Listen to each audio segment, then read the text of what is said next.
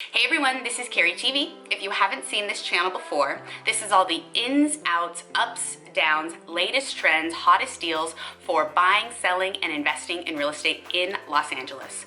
Every week we bring new information and the inside track to get you the best deals and the most for your home and the best investments in Los Angeles. So subscribe below and stay tuned.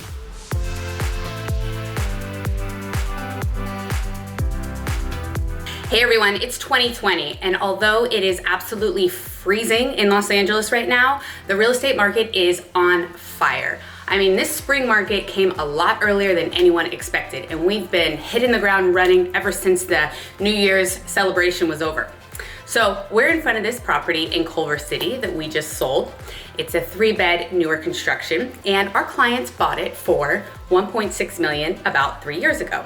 They just closed for a little over 1.9. In 3 years, they had about 20% growth. So big congrats to them. They're pretty happy.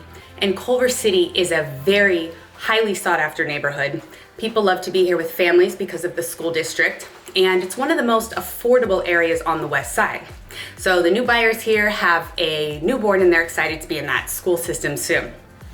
So, as I like to say, it's not about the sale, it's not about the transaction, it's about the lesson to be learned in every transaction that we do on the Keri White team. Now today, the topic is a little sensitive, and I'm very grateful for my clients for letting me share this experience and the lessons that we learned together and what we can impart on anybody who may possibly be selling for a reason other than they just want to make a move.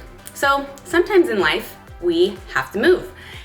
Job transfers, babies, natural disaster, sometimes our own personal disaster, divorce, right? So if you are filing for divorce or looking to move because you and your partner are separating, then this is a great video to watch today. So we have a few tips, 8. We have 8 tips on selling your home when you're going through a divorce. Number 1, make sure you get all of your ducks in a row. Get ready to get ready, as I say.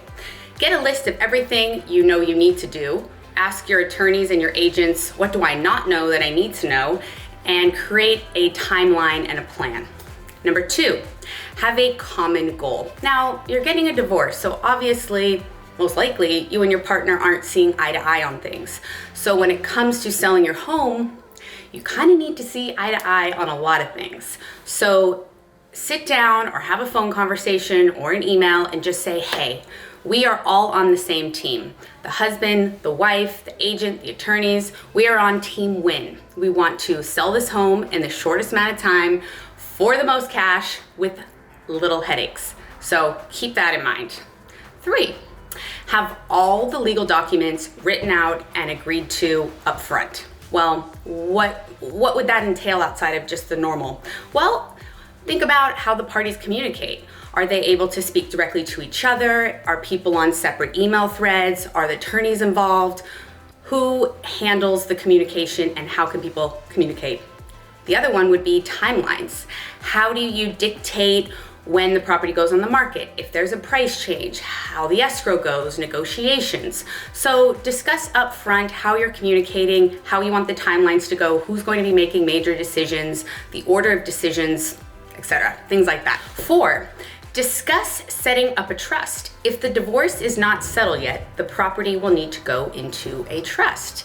You will need to allocate disbursement of funds and all the agreements, all the written agreements we talked about. Sounds like a pretty important one, right? To have a trust set up? Well, if you're not aware of that, it could delay the sale process by quite a while. So make sure you look into that.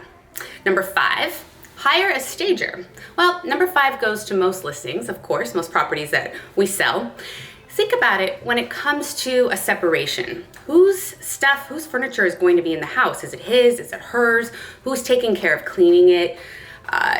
Who's buying pieces or helping make it look good? Nobody, none of that. Get a stager in, have everything taken out, get that new energy, a fresh look. Obviously we love staging, but also just that new pop that you need to have the house come alive again if possible, and just get the home ready for new energy for a new buyer. 6, agent communication. When it comes to making decisions, of course your agent's going to need to speak to both the husband and the wife, and if you go to the wife and say, here's what I think, and then you go back to the husband and say, hey, your wife and I agree that that's not gonna go well. So knowing how to present both stories or both ideas, both negotiations to both parties, and let them come back to you. And hopefully most of the time they'll agree, but if not, then you go back and forth a bit. But make sure it is completely amicable and fair and unbiased, and make sure that everybody, both husband and wife, knows that you're on their team as their agent, and make sure that as the client, if you're selling, of course, that you have that clear line of communication with your agent, that you know that they have your back and they equally have the other spouse's back, because the goal is to sell your home with little credits for the highest price, of course. 7, get your story straight. Are you going to let people know that you're selling because of a divorce when buyers are coming through the open house? Have a game plan for what you are willing to share about your personal life as to the reason why you're selling. Do you want the nitty-gritty out there? Do you just want to say, hey, we're relocating to another area? Make sure that the agent, husband, wife, anybody helping with the transaction is on the same page. Now, last, this is an important one. Take care of yourself. This is an emotional process. It's an emotional time. Selling your home is always a bit of a pain in the butt because it's where you live. It's where you put your head down at night. It's where all your things are and your sanctuary. At least I think so. So know that the divorce itself is an emotional, selling your house is emotional, and this is the end of, a relationship, and you're moving on to a new location. Oh my God, I'm getting emotional. But the point is, selling a property while you're getting divorced has extra complications, but we're here to help. We know the ins and outs, we know the tricks, and we can help you out if you're in that situation and make it a very smooth one. And I believe both my clients would say this was a pretty smooth deal. And of course, we're really happy that they got such a good price in 3 years, even though they had to sell. So congratulations, and we will see you next week on Keri TV. Thanks, guys.